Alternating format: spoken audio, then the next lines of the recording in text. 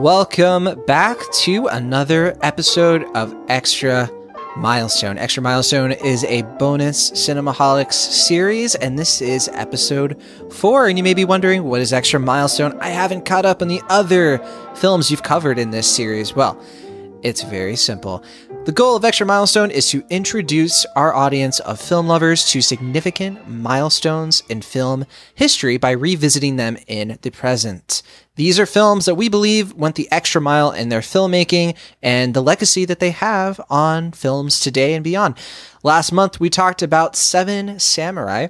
And stay tuned toward the end of this episode to not only hear what we'll be considering for June 2019, so you can actually give us some ideas of what you would like to hear, but you can also hear some of the films we didn't decide to talk about that did have anniversaries in the month of May of 2019. Let's say hello to our normal, well, I shouldn't call them normal, but they're our usual panel of cinephiles, cinemaholics rather. First up, we have Cinemaholics staff writer Sam Noland. Hello, John. It's great to be back. It's been a little while, but I'm always happy to talk about an extra milestone. It's always great to have you on to do so. And then, of course, my co-host on the main show of Cinemaholics and one of our staff writers, Mr. Will Ashen. Bonjour. Yes, practicing your French. I bet you didn't even need the subtitles. Oui. Yes. No. Is that really what is known French? Do you guys? Oh, yeah. I didn't take French in high school, so. You better believe I Those are do. like the 3 French words I know. So I got the cycle right through them. Thanks to Dexter's Laboratory, I do know omelette du fromage. So other than that. Oh, I know another turn of phrase from a popular song, but I won't say it for younger listeners. But Yes. I apologize to all of our lovely listeners from France for treating your apologize, language like a joke. Not our intention. Your language is extremely beautiful. So very, very excited to talk about our first arguably French film. The most beautiful language. Yeah, I think French is probably the most beautiful language out there. I would say so. I think The Matrix Reloaded made that case very elegantly back in 2000, whatever it was, 2003. So, Yep. this month we are talking about a movie called The 400 Blows, a very, very influential film. It was between this and Stalker, which we also considered. But I think 400 Blows, first of all, had a much more manageable runtime for us, but also I really have been wanting to talk about the French New Wave. I know it's pretty early in this Extra Milestone series, and we'll get plenty of other chances to get into the New Wave. But Sam, some of our listeners and I might not be aware of what the French New Wave is. So in case they are unfamiliar or they forgot, what is the French New Wave and why is it so significant? I would love to tell you, John, but I think before I do that, I think it might be worth our time to talk a little bit about François Truffaut, the director of the film we're going to be talking about today. The Young Turk François himself. Truffaut, yes, the original Young Turk, some would say. So François Truffaut was born in 1932 in France and was a cinephile and troublemaker for pretty much his entire life. He was a cinemaholic? Okay, moving on. Oh, yes, you're right there with the jokes there, John. So don't think I don't appreciate it. But yes, he had a very sporadic home life. Was born out of wedlock, which at the time had quite a stigma to it, and so sort of had to jump around between nannies and relatives and parents of various kinds, and sort of learned to become self-sufficient early on, and was expelled from numerous schools. And by the age of 14 decided, I don't need to go to school whatsoever. And so, and we should say he was self-sufficient, but I'm under the impression that he really got by because of his friends, right? Like he had, kind of like in the movie The 400 Blows, which is depicted, he had people like let him stay at their house and like hide him, and he was like really getting by with the help of his friends. I mean, that song was basically written for him, and it wasn't even written yet. Yeah, well, there you go. The Beatles song, to be clear. it all comes full circle in the end. Yeah, it's funny you mentioned that because what happened was that's sort of what he did throughout the late 40s, and then in the early 50s, François Truffaut met a film critic named André Bazin, who was the founder of the very popular film magazine Cahiers du Cinéma, which is still running today.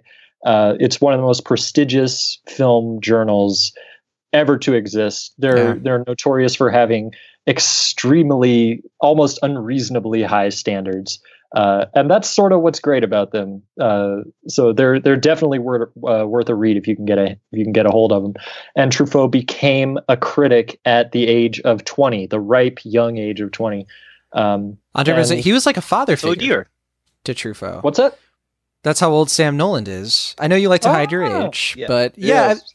several times people have been like, John, I listen to the show and you're a regular Bazin, and then Sam Noland is of course your Truffaut, and I was like, we'll see what he does.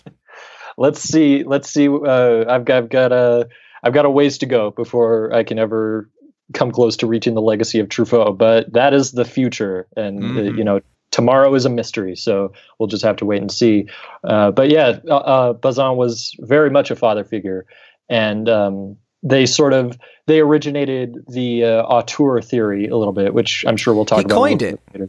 Not Bazin, but Truffaut coined the term and then popularized it. It did exist, obviously, before him, but he kind of spoke truth to it. Yeah. It's basically the idea that the director of a film is like the principal author of it, and that a true director should have like sort of a set of values that they return to again and again, and are sort of perfecting or playing with, but it's always a variation on sort of the same thing. So it's a very interesting theory. Heavily inspired by Hitchcock, right? Where he made the argument, it was an unpopular opinion at the time, but the idea that Hitchcock's movies all had very strong stamps of his creative vision. They weren't studio mandated. And that was like the future of cinema. It was like, and he was very controversial for saying like the problem with cinema is that all of these films are stagnant, and especially French films of the day. And he would point to American directors like Hitchcock and Orson Welles, which was a huge influence on him, and be like, these are auteurs. These are directors who their creative vision supersedes the studios, and that's why their films are so good. And he got laughed out of Cannes for ideas like this. Yeah, that's the brilliant part. I found this out today, and I love this. Truffaut was so vicious, in fact, that he earned a nickname, the grave digger of French cinema, which I just dearly love. And it's pretty much what you're saying. He was he was very frustrated at sort of the lack of artistry, so to speak, that he just wasn't getting out of cinema at the time, that he desperately wanted.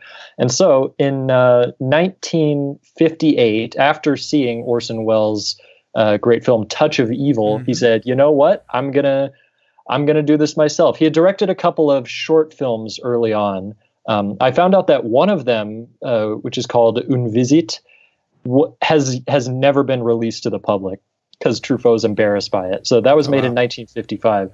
He did another short in 1957 called Les Mistons, which I've seen, and it's pretty good. Have you seen that, either of you? No, I've never seen any of his short films. He didn't do many. It was just the two. What about you, Will? Nope. Yeah, it's about 18 minutes long, and it's just about a bunch of hoodlum kids who sort of go around. It doesn't amount to a whole lot, but it's clear to see the sort of the intent and artistry right from the beginning. But in 1958, he decided, I'm going to do this myself. I'm not seeing the change I want. Right. And thus began the French New Wave, which was sort of this mass rejection of what cinema was sort of known as at the time, in France at least. It was a little ragtag group of critics turned directors, among them Jean-Luc Godard and Agnes Varda, rest her soul. And she wasn't part of the original four, though. Not the original four. Yeah. But she definitely was a defining voice. Yeah, she came in a couple years later, but was a defining voice nonetheless. So the original four was Truffaut, Jean-Luc Godard, Jacques Rivette, and Claude Chabrol. And Eric Romer, you could argue. But I suppose. Jacques Rivette is kind of funny too. I didn't catch this until watching the film the other day, but one of Jacques Rivette's movies is even referenced in 400 Blows. Paris Belongs to Us. I've got a fun fact about that, but we'll have to get to that a little bit later. Sounds good.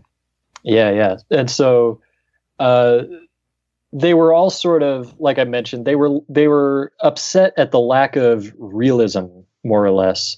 And very inspired by certain authors and philosophers of the 18th century, one of which is referenced directly in the 400 Blows. So we'll have to mention that a little bit.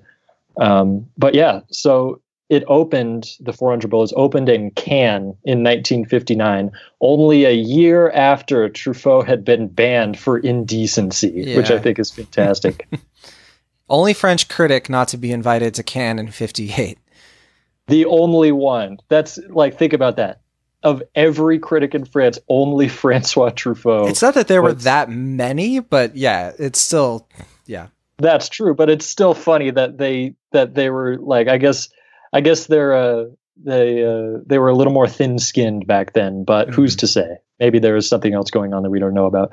Regardless, the movie opened in 1959. It was May 4th, correct? May 4th, 1959. And I think, in France, I don't know when it released in the U.S. It opened on November 16th of 1959 in the U.S. So it took a little while, but got there eventually. Got here eventually, I should say. And it went wide in France on June 3rd. So pretty much right out of Cannes. Right. And it was immediately met with massive acclaim. And in fact, François Truffaut won Best Director at the festival for that year. So which I imagine must have been very, very vindicating.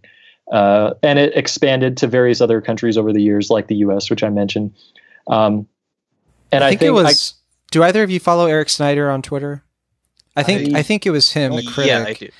I think it was him who once said that it's so insane that Truffaut won Best Director a year after being banned from Cannes. It's like I think his joke was it's like the equivalent of a guy at a comedy club heckling the comedian and then a year later like opening the set, right? Like it's just basically unheard of. I think I also said like no, go ahead. I was gonna say, I mean, not only that would be like that the heckler like winning the comedy show. Yeah, that's kind of comedy festival, right? It was something along those lines. The I forget when the full thing, but I actually wrote in here in my notes. It would be like Will Ashton not getting invited to Sundance, only to win the Grand Jury Prize next year for his debut film. Because again, this was his debut film, and we should not. Yeah, your Garfield documentary is going to kill. So that's right. I hope so. I mean, it's very revealing. I mean, it's very revealing. Rated R. But yeah, so yes, you've done a pretty good job of explaining why the French New Wave is a big deal, because it really is a moment in film history that the idea of like anybody can make a movie and could have put their own stamp on it and experiment. And the idea of an indie movie, even though it wouldn't really be cemented until the 90s, thanks to Quentin Tarantino, the French New Wave, which he, of course, draws a lot of inspiration from, is the predecessor to that idea of like a film should be in the hands of a director with a real vision. We've said it many times on Cinemaholics. I know, Will, it's an opinion you've carried before, this idea that you tend to really gravitate toward films that have a pretty clear and coherent vision by the director. Even if it's swinging wildly and completely misses, it's still an entertaining swing to look at. Yeah, I mean, that's a pretty broad way of saying it. But yeah, I do tend to feel that way. But all right, let's get into our experiences with 400 Blows, starting with you, Sam. How many times have you seen the film, and how did you watch it this time? I have seen the movie 3 times. The first time I watched it was in the summer of 2016. I watched it because that was back in the day. Do you guys remember this, when Hulu had access to the Criterion collection? Oh yeah. Yeah, those were the days. And And I remember seeing, oh my goodness, they have all these classics that I've heard about but have never been able to find, just because they're cinema classics. But That's how for I some first reason, watched, I think Bicycle Thieves was on Hulu. nice. Yes, yes, that's quite possibly my favorite movie of all time. So it's certainly they've got a lot of good stuff on there. And I saw this movie like, oh yeah, I've seen that on list somewhere, The 400 Blows, and I watched it with my brother, good old producer Den, and just loved it to pieces. I don't remember any of the specific details of why. I didn't look at movies the same way that I do now, but I dearly loved it. And then I watched it again a little over a year later. I can't remember exactly why, to be honest. Those were in the Filmstruck days, so I watched it through that. And then this time, I literally just realized this right now. I've watched it on all 3 of Criterion's streaming iterations. So Hulu, Interesting. Filmstruck, and the Criterion Collection, which is how I watched it this time. I regret never getting the Blu-ray, but I definitely intend on getting that when I can. I think you mean the Criterion Channel. What did I say? I think you said Criterion Collection, unless I misheard you. Oh yeah, but yeah, the Criterion Channel, it's totally which is possible. yeah. We talked about that, of course, plenty of time. That's how I think I said I watched Seven Samurai last week. Always a great place to start when you want to try to find a good old classic movie. But okay, Will Ashton, what about you? How many times have you seen it, and how did you watch it this time? This is my first time watching it all the way through. I have seen bits and pieces of it. I know for sure that I saw the last 5 minutes of it on the beach. Stuff like that I've seen before, but this is my first time watching it all the way through, and I watched it through the Criterion DVD. I don't know when it came out, but it seems like it's an earlier edition just based on the style of the DVD. I can look up exactly when it came to Criterion, but yeah, that's how I saw it. Same here. First time watching the film all the way through. I had seen the opening credits before, where it's like the perspective of the child from the car looking at the Eiffel Tower. And I had seen the interrogation scene that happens toward the end, which a lot of people would say is the best scene in a lot of ways. So other than that, though, yeah, I had never really. Yeah, same here. I definitely quite worth the discussion, but I watched it on Criterion Channel, and I think along with you, Sam, I checked out all the extra features that they had. They had an interview with the actor who plays him. What's his name? Jean-Pierre Léaud. Jean-Pierre Léaud. Correct. Thank you for pronouncing it correctly, and or as correctly as I can hear it. But yes, kind of went on to be like his muse of some sort, right? For his later films. Yeah, they did sequels for a good long while. Yeah. Truffaut did several films around this character of Antoine Dunel, and he's still alive. I think he's in his 70s now, and I don't think he's still making movies, but he did make movies well into adulthood. So, yeah. But let's talk a little bit about the background behind the 400 Blows. We mentioned plenty of things already, but we can definitely get into some extra details. First of all, we didn't really say this on the outset, but this is the 60th year anniversary for the film. As we said, it came out in 59. So just like Some Like It Hot, which was our second episode of Extra Milestone, this is another 1959 film. And we mentioned, of course, François Truffaut. This was his first film that he ever directed, but he also produced it. He co-wrote the film with Marcel Maussade, who was a French screenwriter. He also did another film that came out later that year called The Verdict, which is directed by Jean Valère, which I think was a film that it came out after The 400 Blows, but it definitely was not expected. Like The 400 Blows was not expected to be a film to like elevate Marcel Maussade for sure. And we also talked about, yes, Truffaut was a member of the Young Turks. These were the film critics who, like you said, Sam, like their whole thing was like, can we break the rules of films in the way that the directors of the silent film era did, right?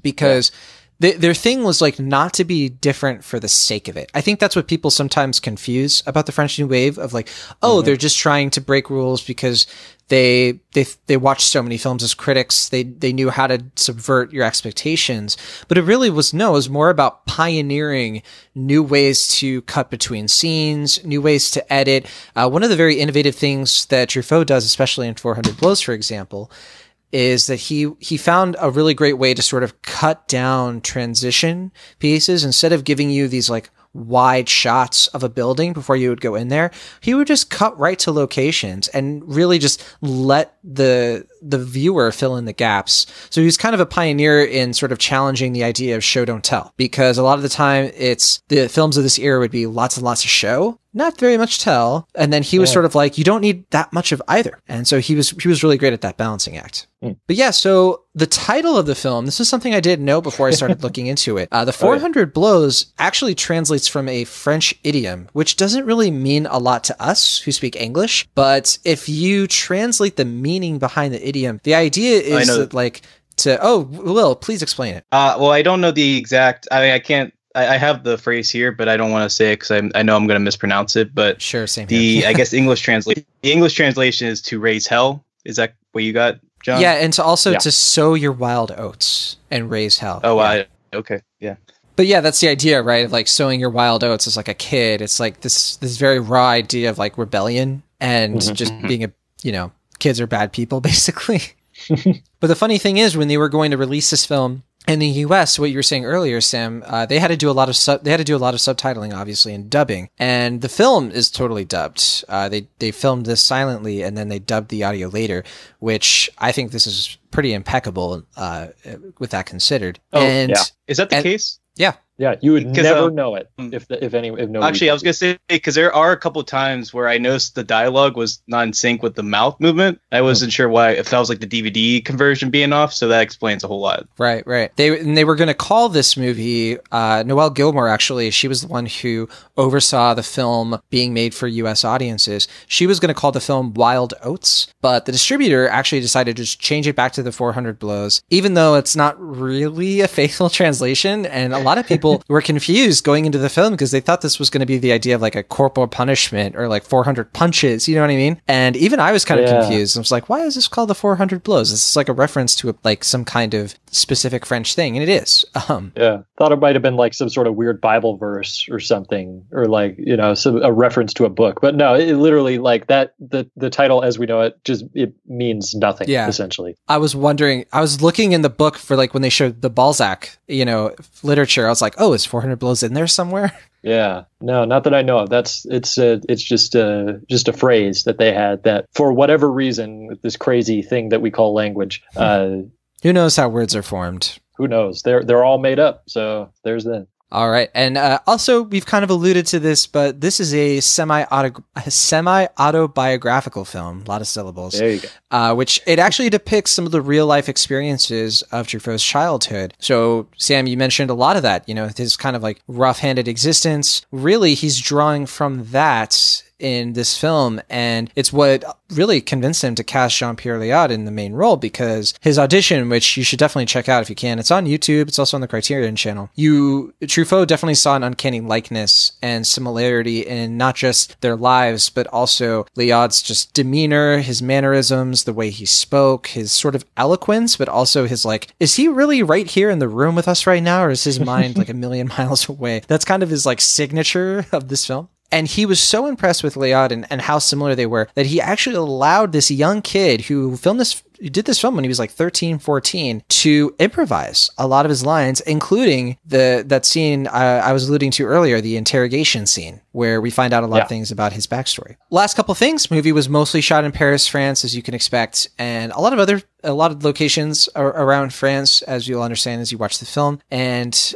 99 minutes, just 99 minutes long. I know, Will Ashton, that was a big selling point for you to settle on this film. For this month, yes, considering that last month we did the 204-minute long Seven Samurai, I just requested that, hey, let's not do another 4-hour movie. I thought that was pretty Stalker reasonable. Would have been. I'm glad So I'm glad we got something just under 100 minutes this time around. All right. Before we get into the plot synopsis of this film, and just a reminder, if you've never listened to Extra Milestone before, we're not going to be spoiling anything of this film until we get into the plot synopsis. Once you hear Will start talking about the synopsis and everything, that's your clue to go check this movie out if you don't want to be spoiled on it. But before we get to that, Sam Noland, what is the legacy of the 400 Blows? Why are we talking about it right now? Is it really a celebrated film? It's an incredibly celebrated film. For one, one thing, when it was originally released, as we mentioned earlier, it was met with critical acclaim at Cannes and when it was released to the public, to the point where it remained in theaters for longer than expected. And in fact, there's a great interview with Truffaut available on the Criterion channel, and I imagine YouTube as well and stuff,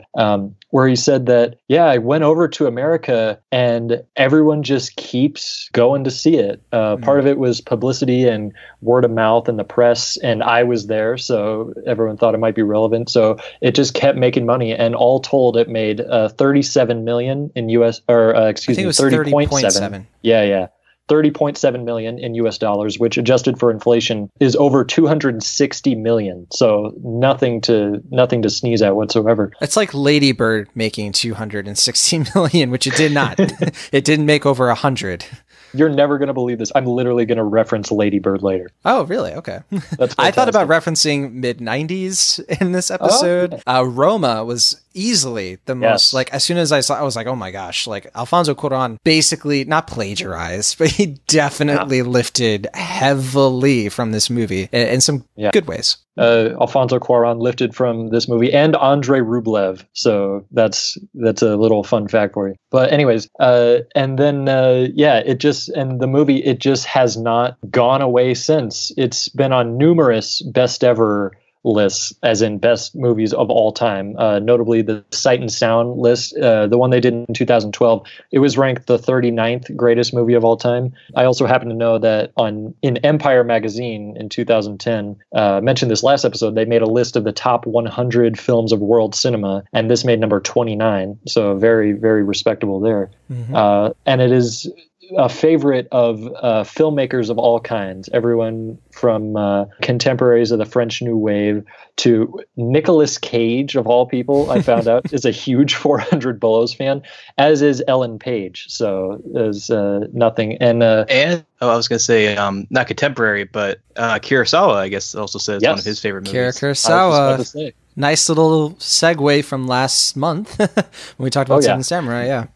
Yeah. And John put a quote here that I really love. Kurosawa called The 400 Blows one of the most beautiful films that I've ever seen. And that's saying something. Coming from Kurosawa, wow. Made some beautiful, beautiful films. So that's certainly something. And John, you briefly mentioned earlier, and I loved what you said in your Letterboxd review about this. There are 4 sequels to this movie that were made over the next 20 years, and I've seen all of them, and they're all fantastic. So it's a franchise that not everyone realizes is a franchise. This is not the movie you would expect to kick off like a running series. Cinematic universe. Yeah. Yes.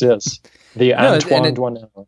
I haven't seen the sequels, but I've heard that they are pretty fantastic, and they definitely faithfully sort of document Truffaut's experiences in a way that is pretty touching, considering he died very young in the 80s, and we unfortunately never got to see more work from him. And of course, I think it was a brain tumor that he died from, which is very sad. And with Kurosawa especially, I just think that when I think of Kurosawa, I think a lot of his innovations with camera movement, and you can definitely tell these were contemporaries, because camera movement and the way that handheld cameras were innovated with by the Young Turks is definitely something that these two wonderful filmmakers shared in common. And so it's definitely something to look out for when you're watching or rewatching the 400 Blows. The way the camera pans, the way the camera doesn't do a lot of zooming, obviously, until the very end. But when you do actually see the way that he kind of depicts an entire scene from a window, that is very, very inspired from Kurosawa, especially some of the scenes in Seven Samurai, which we just saw, right? So I was definitely, I had that at top of mind. Yeah, that's fantastic. I hadn't considered the camera movements, but they're very dynamic and certainly has a lot in common with Kurosawa. Just a couple more things. Like Seven Samurai, it holds a perfect 100% on Rotten Tomatoes. I hope nobody goes in and screws that up, because The Godfather no longer has one of those, but this has got it. So let's hope it stays that way. And it was Criterion's 5th movie that they put out, if I'm not mistaken. Yeah, it was their 5th one. For reference, Seven Samurai was the 2nd. So this was just after that. So it all ties in. Guys, you know what I just realized? This is so funny. Oh no. Episode 4 of Extra Milestone, the 400 Blows. All right. I was I was so scared. I thought you were going to say that it wasn't recording or something. Starting over. No. From the top. Hey. Oh, yeah. So it has one hell of a legacy. I think, I don't want to speak for you guys, but as you will probably find out by the end of this episode, I think it's well worth it. Couldn't agree more, but I guess this is our chance to talk about the film in some detail. Will Ashton, you just watched this, so it's pretty fresh in your mind. What is the 400 Blows about? Like I said before, it's about, I don't know if I'm going to pronounce his name right, but Antony Donnell? Antoine, but his last name is it Donnell? Or I think you can say enough. Doinell. It's something like that, yeah. Yeah. He is a young teenager in the 50s in Paris. As we alluded earlier, he's a troublemaker. He doesn't really study too well. He's not, I guess, would you call him a class clown? Is he more just kind of a nuisance to the teacher than anything else? I don't quite know, but I think like class clown would be more like you're doing mischief to entertain, whereas I think he was just sort of like he broke the rules just for obedient. Yeah, he didn't. I don't think he really cared much about what other people in the class thought of, with the exception of like one scene where he gets slapped and you can tell he's very embarrassed. But yeah, I never got the class clown idea from him. More of just like a stubborn rebellion. Mm-hmm. Yeah, well, in any case, his home life isn't much better. At best, his parents don't really understand him. At worst, they tend to disregard or abuse him. Well, I guess abuse is a strong word in the sense.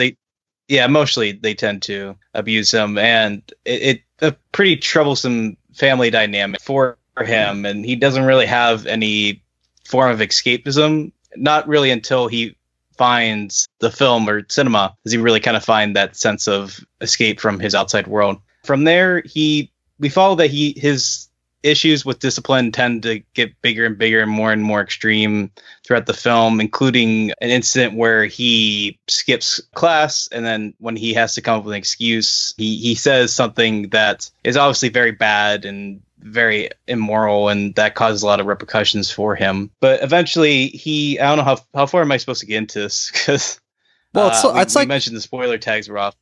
Yeah. We can talk about whatever we want at this point. So if you're still listening, we're going to talk about the whole movie. All spoilers go. So yeah. Yeah. So he quit school shortly after. He was pretty, at this point in the film, like pretty eager to actually like excel in class. And he had this paper he was going to do, and he related to his grandfather's death. And then eventually he got accused of plagiarism, and that was like the last straw for him. And from there, he wasn't just accused, he actually did plagiarize. But wasn't it that like, maybe I'm combining two scenes, but isn't it the idea that he had a great idea for it, but then he forgot to do his homework and then just had to like write in from his favorite novel?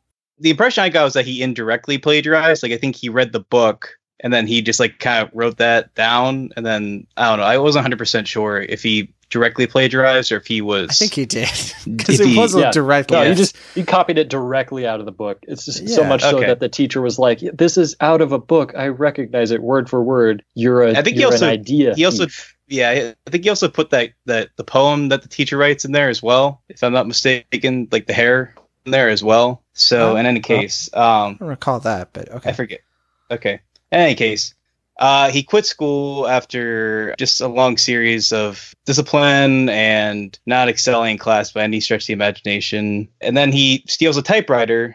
When he can't sell it, he tries to return it back to the place. He gets caught and arrested. And then from there, he is sent to a juvenile delinquent type center where his parents, his stepdad disowns him, and his mom more or less is doing the same. And then from there, he is kind of at a standstill where he is not quite a child, but he is also not a man either. Yeah, like one of the things that I love about this movie is you do sort of see what's indicative of that era when it comes to teenagers, because the idea of somebody being like a teenager and not really being a kid, but also not being an adult, is something that the 50s and the 60s sort of created. And you can tell that Truffaut was really drawing from memory because like the idea of like a 14-year-old kid not knowing what to do with themselves is like such a thing from the early 50s and late 40s of like the post-war France. And it's something that I really love the way it's depicted here. It's because you never know. He's very serious. He's always nicking money. He's always stealing things. And the moments when he gets to act like a kid, even those tend to be kind of uncomfortable because he wants to grow up so quickly and he hates that transitional period. Just kind of a general takeaway. But let's talk about what we think of the film overall. Sam, I think you like this one. Is that fair to say?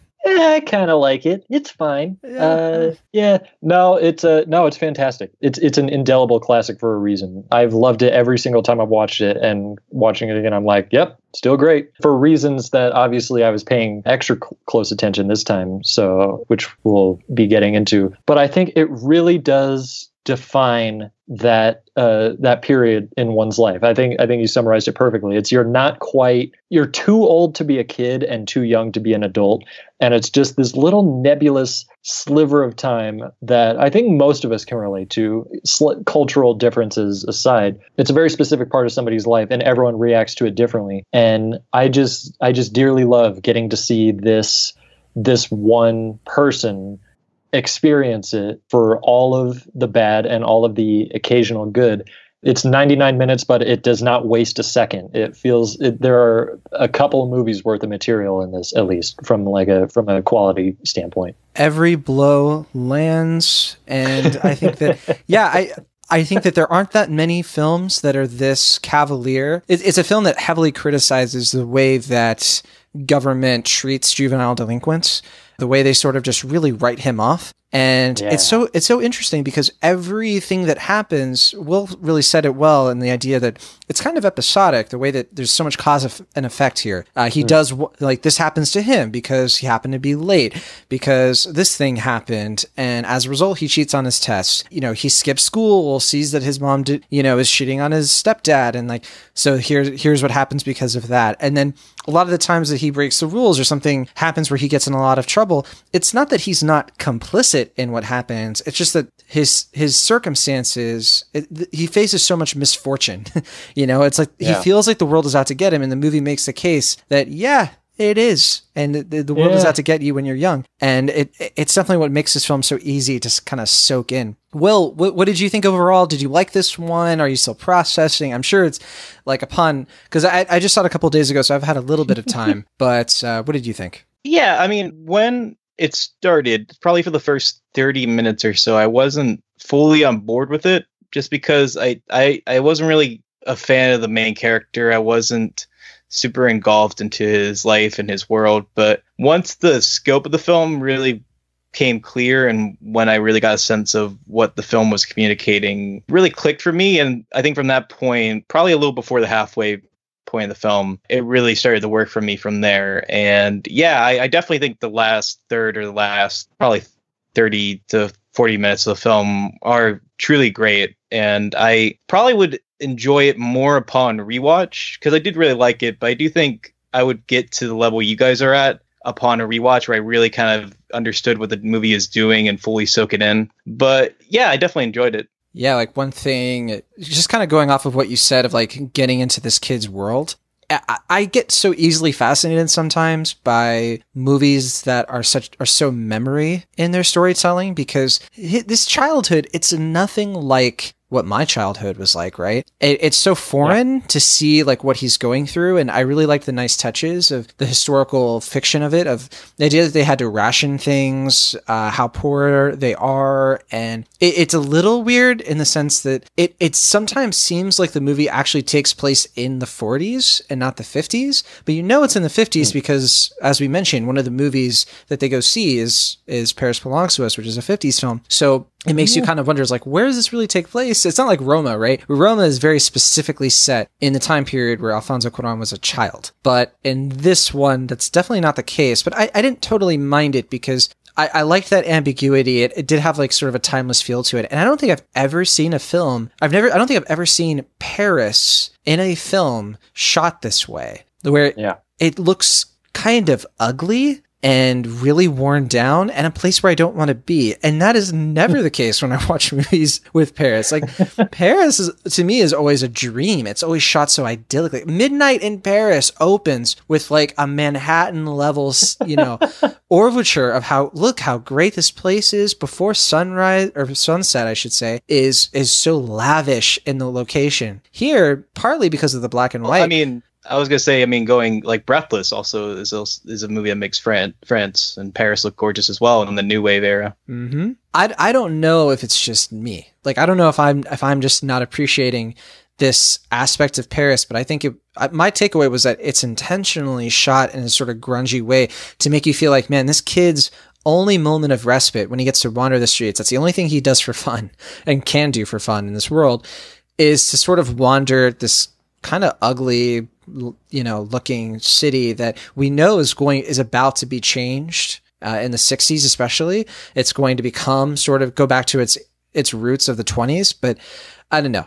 Sam, does any of this make any sense, or do you disagree completely, or what's going on? It's something I hadn't thought about in terms of how, like, just the atmosphere of Paris in this. I think I always just got a sense that it was trying to be sort of immersive in a way that we could empathize with Antoine, where it just feels like any old city in a movie. I didn't get any sense that it was particularly glamorized or whatever the opposite of glamorized is. I don't know what the word is, but grounded. Yeah. I didn't get a sense that it was intentionally grungy or anything, but there certainly might be something to that. Cause the first thing I always notice about that movie, fittingly enough, is the opening credits, which is this long series of shots from the ground level, sort of looking up at the skyline, while this romantic and exciting and free music is playing. And that's the kind of music that we'll get all throughout. There are a couple of the music that plays at the beginning of this episode. Oh, really? No kidding. Cool. Well, that'll be very, very good to have a reference to then. Yeah, and I always got the sense that this is not like Antoine does not look at Paris the same way we do.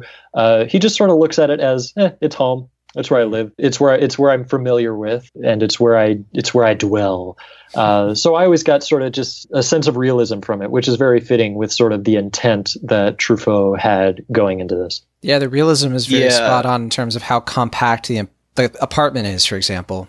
Not to repeat too much of what Sam said, but yeah, I never got the sense that it was ugly per se, as far as its depiction of Paris. But yeah, definitely going off of what Sam said, I just think the mundaneness of it for mirroring our protagonist's perspective, in the sense that, this is where he's lived his whole life, and life for him has never really been particularly good. So yeah, just that kind of mundane, boring, dry, and cynical worldview for him, where he wants to move on. He's had enough of childhood, and I guess in that extension, Paris itself, and the film does a very good job of mirroring that. And I guess the black and white cinematography intentionally does a great job of mirroring that as well. Right. He just wants to see the ocean. And like we sort of mentioned, that scene where he's running toward the water and he finally achieves his goal. He got where he wanted to go. And then he kind of looks back at the camera, and a lot of people have heavily debated this moment of what does it mean. And I've always interpreted this scene, because I've seen this scene before, like you have, Will, because it's one of those things that like they debate in film school. And not even watching the movie, it was the kind of thing of like, okay, like, what's it trying to say? Is it saying that he's just going to become a criminal next or whatever? And I kind of just get this takeaway that he's like, is that all there is? There's a song that this scene seems to be like referencing, where the lyric is that all there is? And kind of looking out and being like, this is no better than where I was. And then when he of course looks into the camera, it's this ambiguous, it's like a subversion of the idea of like anything's possible, like happily ever after. But in his sense, it's like, yeah, life is full of possibilities. I'm full of potential, but I have no idea what I actually want. What was your interpretation of that scene? I have had a couple over the years, but they all tend to come back to something fairly similar to each other. I've never really gotten the sense that it was plot related, like, oh, it turns out it was a fourth wall break, so the whole movie was fake. I've heard that argued before. I don't think that's anything. That was the stoner in our class brought that one up. I'm not surprised. Yeah, I don't think it's anything. It's not meant to be some sort of big reveal or anything. I think it's just this very. It's following, like, literally, not even kidding, just 5 minutes or close to 5 minutes anyway of Antoine just running through the vast landscape of opportunity or whatever, and seeing that nothing is there, or maybe not that nothing's there, but that it's not as readily made as maybe we're hoping when we're at that age. Yeah, he can't run forever. Like, Yeah. Something's always going to stop him. Mm-hmm. And like, whether you can even interpret that scene. I read this once where somebody said it's like a mugshot. It's like the mugshot of when they took it of him is when they do it again at the very end to be like, you're still captured. The system still has you. You'll never be able to fully run away from it. And that's him with that realization.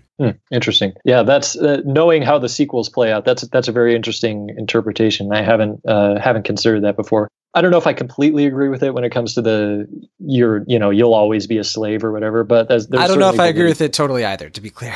Yeah, I think it's really more than anything. It's this moment where, after all this time we've spent seeing this child really go through quite a lot. It's not specified exactly how long this movie takes place over. I get the sense that it's no more than like a couple of months. So it's a very definitive couple of months. And it's this moment where the viewers who are watching and are perhaps either sympathizing or empathizing, or maybe just spectating on what this child has been doing, we finally, the viewer and Antoine, just sort of get to see each other for the first time, after all of it's happened. And I think it's just this really good way to just put a button on all of it and say, like, yep, that's it. There's, the story continues. Even if there hadn't been sequels, it's like, yeah, this child would go on to lead a life, but that's the end of this story.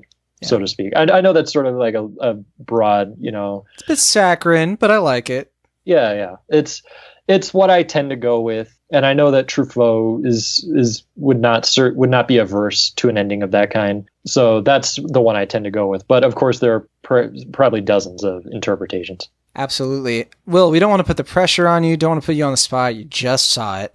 But did you have a specific takeaway from the ending of this film? Or if you want to also, I know you wanted to also talk about the interrogation scene. I keep calling it interrogation, but it's more of like they're just asking him questions. It's not like aggressive. But, It's a confession. That's a good way to It's like a confession or an interview. Like, it's just a profile of him. Like, they're kind of profiling him, just trying to figure out what his side of perspective is. Like, they accuse him of saying that he's like lying all the time. So there's even the implication that they don't really even believe him, whatever he is saying. So, but I'll go to the beach scene first, because like I said, I have seen that scene before. I've been in film classes where that scene is discussed. So I knew the end of this film before I saw the beginning. So it was kind of this, like, it was more for me, I guess, just kind of moving towards that scene. Yeah. It's like watching out how he got Lolita. there. I guess so. Or like, it's like a memento of some sort, I guess, for me. But or Planet of the Apes. I guess that's a more apt comparison, like Planet of the Apes, Sixth Sense, something of that sort. Although it's not really like a twist per se. No. But in any case, I think you guys have said it very well. It's that, like, endless possibilities, but at the same time he's completely trapped. There's like that, like, road to possibilities where he's running, he's free. There's this, like, I forget. Is there music in that scene? I don't remember if there's like any like swelling. Is there music in that scene where he's running? It's the score kind of mixed with another rendition, and then we're gonna be closing out this episode with that music. Okay. Will Ashton, it's like you're psychic or something. Ooh. But yeah, I mean, there's just like this like grandiose. Oh, he's finally, like, he's free. He's no longer confined. And then he gets out there, and like the ocean itself is beautiful and it's full of possibilities. It encompasses the world, and yet, like, he's just one guy. He can't swim, as far as I know. Like, he can't really go anywhere from there. So he is just confined to who he is and where he's from in that extension. And yeah, I mean, like, he can either just go back, or he can, like, I guess, go somewhere else. But he's really not going to. He can't go as far as.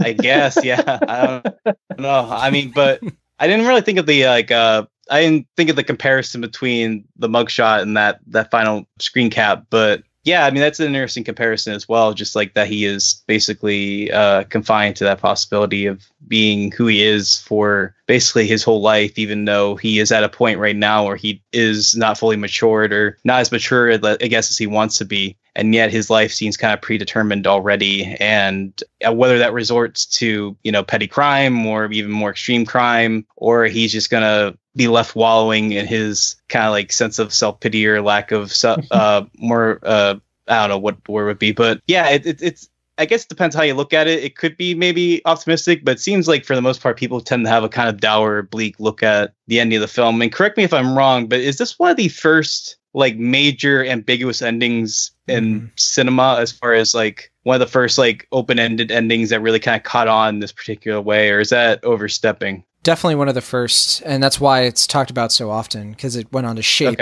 a lot of other ambiguous endings. Like the idea of an ending not giving you a clear idea of what's going to happen next to the character, it was pretty unheard of. I mean, unless I'm forgetting something, Sam. Nothing's springing to mind. I have no doubt that it had happened before this, but this is certainly one of the notable ones. For a film that captured the zeitgeist this thoroughly, though, right? Like a very successful film. Yeah, it's very big. That's what I mean. Yeah, so I don't think it's like the first ever. Like I don't think it was a complete like trendsetter in that regard, but I do think it did start the trend as we know it now with like films allowing themselves to be ambiguous or open-ended by the end and not having it defined like they live happily ever after or they're going to jail or whatever. It's just like we don't really know, because he's like there's no end credits like over his mugshot going like he would go on to be like Truffaut himself, a sensual lover of many women. Return in the Avengers.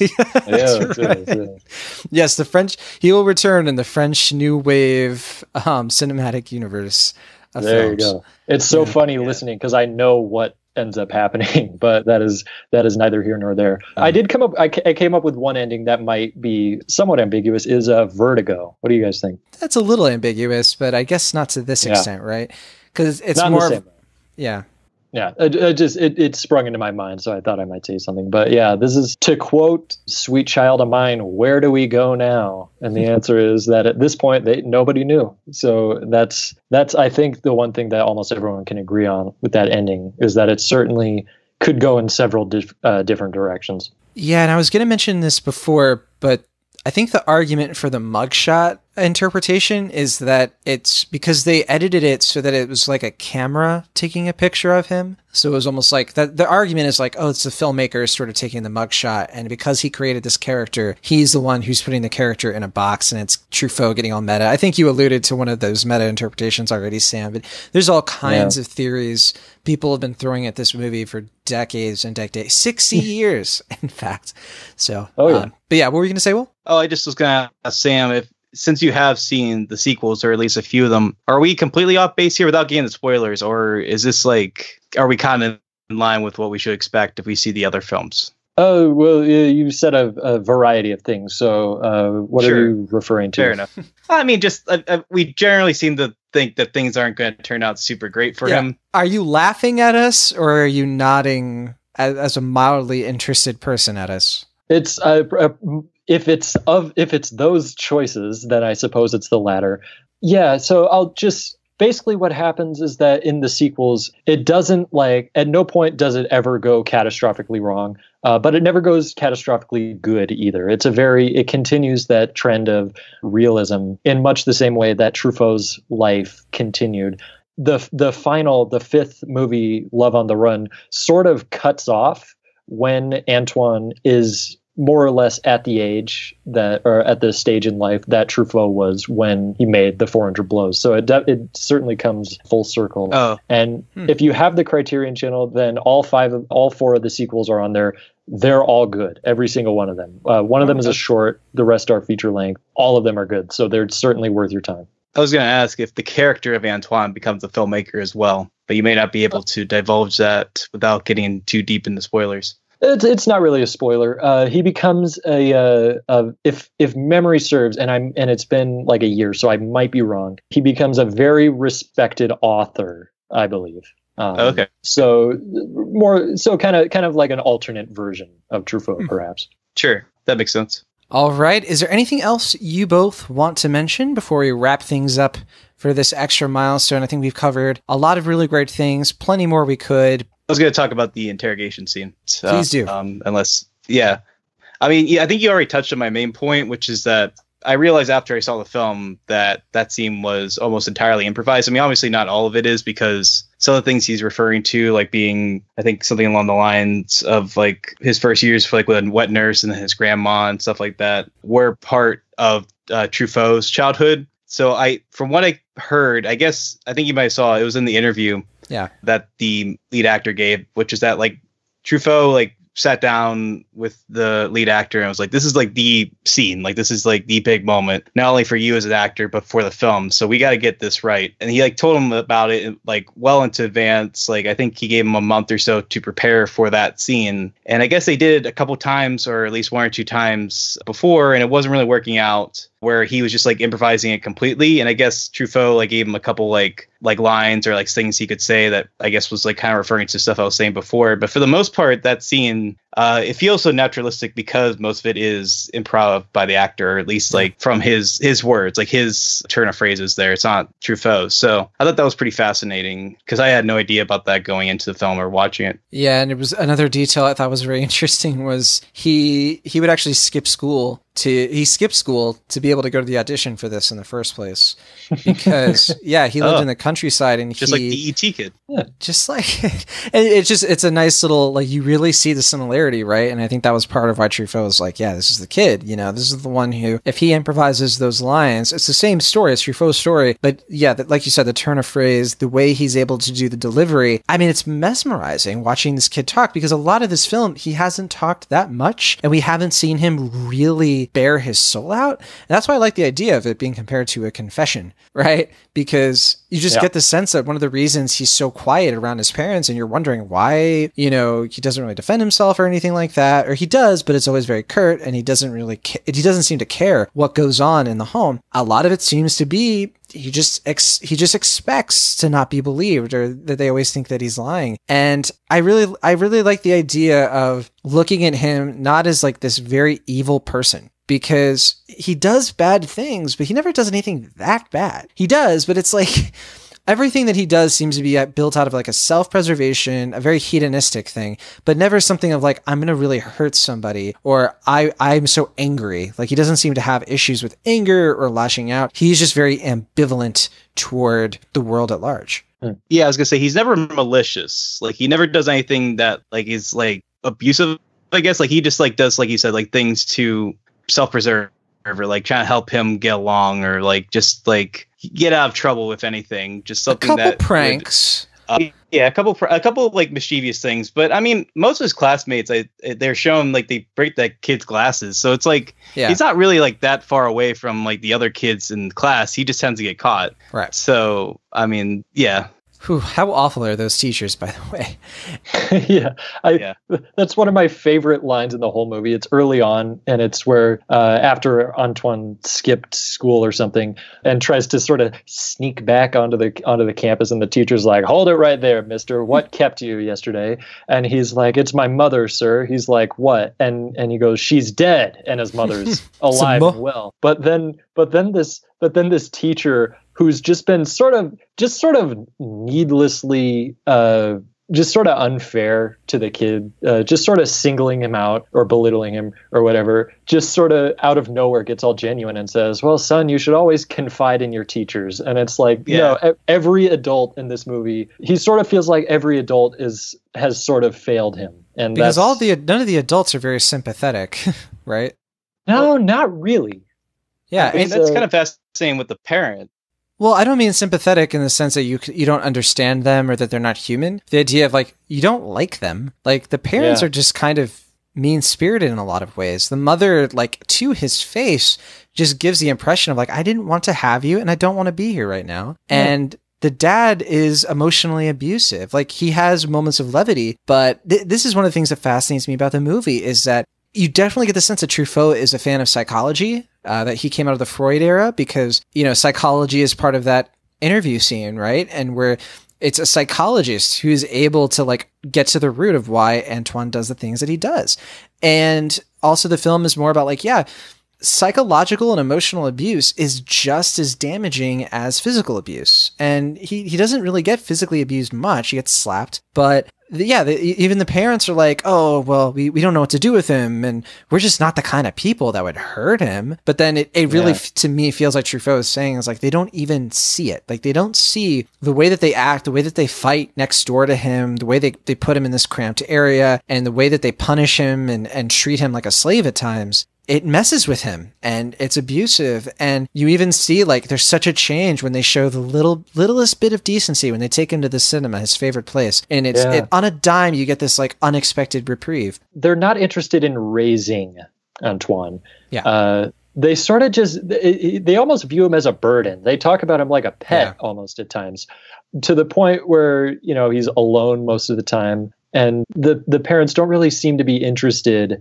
in his well-being. And I think there's a brilliant motif in this movie that I noticed this time around of cages or bars, or very specifically corners. Antoine is sent to numerous corners throughout this movie. And boxes. There are numerous, boxes. There you go. Metaphorical and physical. In the classroom and all that. And there's no corners at the beach, but that's right. There's a corner formed by the frame of the camera or whatever. Yeah. And there are a couple of POV shots toward the end that I really love, where he's just looking out through like a wire mesh cage in the prison cell, or outside of the bars on the back of the police truck. And so he just feels so confined, and that the only purpose I'm serving in my current state of life is to just go and do where and what all the adults tell me. And I've had it with that. And so I think it brings you to a point where, even though Antoine is breaking the rules, he's not the most well-behaved kid, but it gets to a place where we can deeply sympathize with him, even if we haven't gone through exactly the same experiences. And that's what I think is the most brilliant. And my favorite part of the entire movie is this brief period he has with his friend Renee, where they just get to just sort of hang out at Renee's house and just sort of do whatever they want. The parents aren't very attentive, and they're indulging in all this stuff, like they're getting cigars and drinking wine, and they're stealing money. They're just up to mischief. It's this period of gleeful liberation, and that's sort of Antoine at his height in the movie. And it really got to me this time around. So I think it's a brilliant, nuanced story from beginning to end. The one thing I noticed with the parent dynamic is that it seems like they switch kind of halfway through the film. I don't know if you guys got this, but at the beginning, the mom is kind of distant and cruel and very dismissive of her son. Then like the levity moments you're talking about with the dad tend to be towards the beginning. Like he's kind of joking. He's like, we're having like a bachelor's club kind of thing. And obviously like the mom's having an affair throughout this time. Then like sometime after the movie theater scene, like they switch, like the mom is a little more attentive, like open to having like a loving relationship with with her son. Whereas like the dad at that point is like completely distant and cold, like he doesn't have any levity, and that's where the more like abusive stuff that we're talking about tends to come in. So I found that kind of fascinating. I don't know if you guys thought of that as well, or if that was something you noticed throughout the film. Yeah, I got the sense that it was because the mom was trying to butter him up so that he wouldn't tell the dad about the affair. Yeah, I wasn't sure if that was a fair reading, but yeah, it's so subtle. You could come away with a totally different interpretation, especially because she's just like, oh, you don't need all that stuff at school. It's like it's a total 180. And then you can tell the dad is frustrated because like things keep disappearing. He really feels like this kid is stealing from him. And I think their poverty is really starting to get to him. The Michelin Guide. Oh, man. Yeah, Michelin Guide, yeah. Yeah, he reminds me of like those parents, who they get so obsessed with their hobbies that they completely neglect their kids. And like you said, just leaving them alone all the time. And yeah, it's really not hard to leap to why this kid feels like his home is such a prison. I mean, it's shot in such a way that you really just don't want to be there with him. And for me, like the best parts of the movie is when he gets out and he's able to just explore and roam. And that's what you want for him. Oh, yeah. Yeah, it's, home life isn't desirable in the classroom. Just every little precious bit of life is just harshly punised by the teachers saying no, slapping it out of the hand, whatever it may be. Faza. Yeah, just every place is a prison essentially. And even that line of dialogue, "Where is the father?" It's like, geez, Truffaut, we get it. It's like repeating it over and over again. The father. It's not father. Where's the father? And then just Antoine has to sit there and be like, I don't know. Could be anyone. Yeah, not here. And that was directly inspired from Truffaut's life, who was never got a solid answer on who his biological father was, and his last name was taken by one of his stepfathers. So that holds very true in this movie. But all right, I think that is a good place to finish this out. Next month, it's between a few films that we just don't know what to talk about. Sam, what are these films? I think one of them is the one that I really want to do, and we'll let the listeners guess which one it is. Okay. Well, it's Chinatown. I don't even want to wait. Okay. Vote for Chinatown. If you want to tip your hand. Yeah. The election for Chinatown begins now. Yeah. Those other movies, you've probably seen them already. Let's talk about Chinatown. You probably haven't seen it in a while, if at all. Sure. Yeah. Okay. All right. Just everyone remember, John's responsible for uploading the podcast. So vote with your heart, but also your brain. So John, I'll just go in order from oldest to newest. 1974, celebrating the 45th anniversary, is Roman Polanski's Chinatown. Ooh, sounds interesting. We should watch that. Which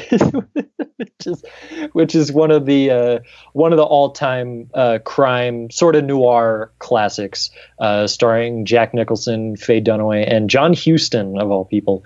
So that one certainly a lot to unpack there. Had a cultural impact.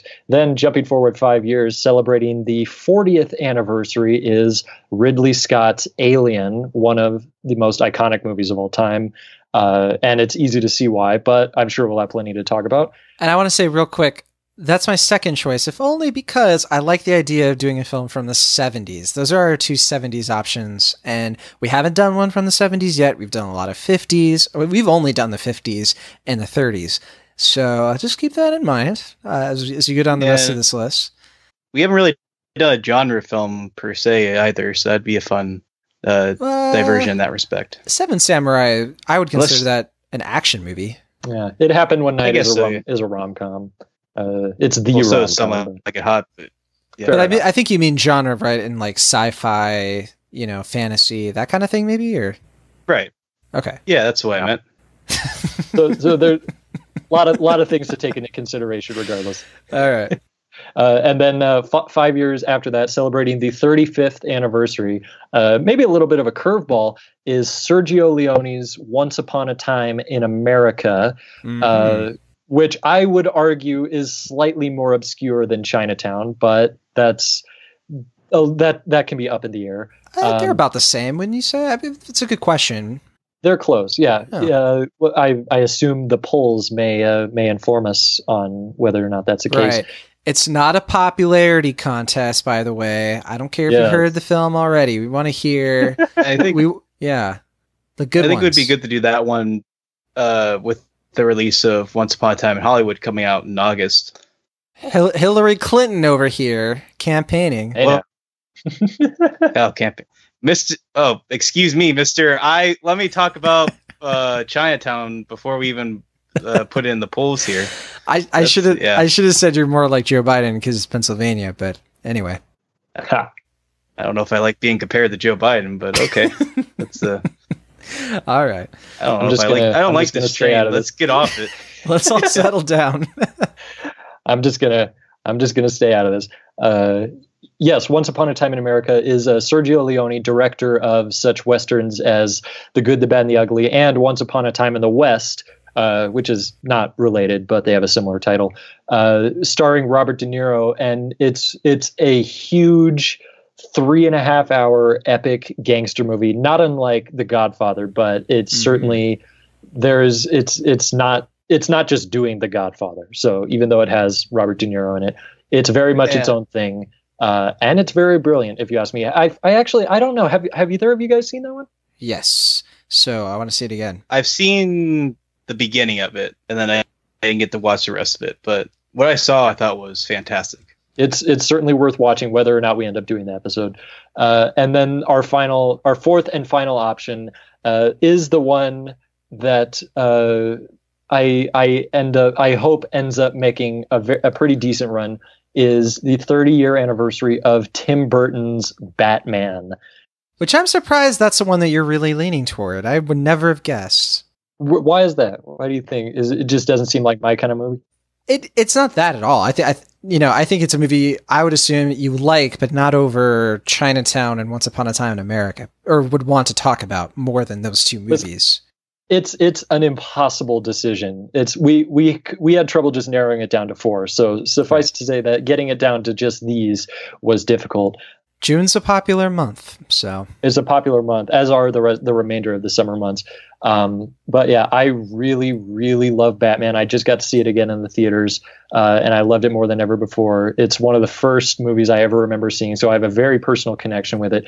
And I also think it is to this day one of the best comic book movies ever made. I know there are some who share my view on that, so I'd be very curious to see how we all land on that one, should we end up choosing it. But those are your choices. So just to run them down again, it's Chinatown, Alien. Sorry? No, I just realized so it'd be 2 movies with Jack Nicholson in it. Oh, yeah. Yeah, that's true. What do you know? He's really creeping up on these lists. It all comes full circle, doesn't it? Okay, so once again, it's Chinatown, Alien, Once Upon a Time in America, and Batman. Choose wisely. Yeah, and I think, Will, you're leaning toward any film that you've already seen before, correct? No. Well, I've seen half of these. I do generally want to see Once Upon a Time in America. The only thing that deters me a little bit is seeing the runtime be about 4 hours again. But sure. And I also kind of want to see it in theaters. But I would love to see this film. And Chinatown's been on my list for forever. That's probably one I should check out sooner as opposed to later. So I have no real horse in this race. I would be pretty happy with any of these titles, but I'm very curious to see what the listeners pick. Yeah. We will see indeed. We're going to put that up on our Patreon, and we'll also let the Twitter users get a chance to vote as well. And if you want to vote on cinemaholics.com, just go to the comments section for this episode when you hear it and leave a comment for which one you want to hear. We'll of course put that up there as well. Now, last thing, there was one movie from May that I wanted to say I wish we could have talked about. One of my other favorite films, probably in my top 30 of all time, probably, is Midnight Cowboy, which just celebrated 50 years. Came out May 25th, 1969. Yeah. I know there's some debate of like when it actually comes out, because I think Midnight Cowboy premiered at Cannes, so that's one of those films that, you could say it premiered, wide release was this month and all of that. But was there anything else that either of you wanted to highlight for May before we finish this out? I'll let Will go first. I don't know. I don't have anything. This is impromptu, if you can't tell. Oh yeah. It's no, it's fine. There were a lot of options we ran through, but the one I would just want to mention is the one we nearly ended up doing, but went for this one instead, which, as mentioned earlier, is Andrei Tarkovsky's Stalker, right? Which is one of the ultimate like hardcore cinephile movies, according to most. It's an obtuse film, but it's a rewarding one if you're willing to put in A, the time, and B, the mental effort required. I've seen it twice now. I wonder if I'll ever completely get it, and that's what I love about it the most. And if you're curious to hear a little bit more, I did write a Movie of the Week article about it a couple months back, so that is available if you're at all curious. But yeah, I would have loved to do Stalker, but I hope that we can do perhaps a different Tarkovsky film one day. Yeah, plenty to choose from. And well, I know which one you wanted to do. You totally forgot to mention it. Star Wars: The Phantom Menace just celebrated 20 years. Pretty great. Oh, man. Steady. Now this is podcasting. I have seen that movie. This is podcasting. Yeah. I have seen that movie. So. Oh my goodness. Oh man. Really, you got me. You got me good. Sam for that one. Yeah. We'll let you. Yeah. That'll do it for this month's episode of Extra Milestone. If you have any suggestions or any films that we might miss, we want to hear any of your feedback on this episode. Send us an email, cinemaholicspodcast@gmail.com. Always go to cinemaholics.com if you want to engage with us directly on there as well. And hopefully we're getting all the anniversary films, especially if there's an obscure one that you'd like to hear us talk about. We're thinking about opening this format a little bit to at least mention and briefly delve into other anniversaries that we don't devote the full episode to. So if you have suggestions for that, we want to hear it. Again, cinemaholics.com or email cinemaholicspodcast@gmail.com. With that, we'll see you all again in June. From the Internet California, I am John Negroni. From the Internet Pennsylvania, I'm Will Ashton. And from the Internet Colorado, I'm Sam Nolan. See you next time.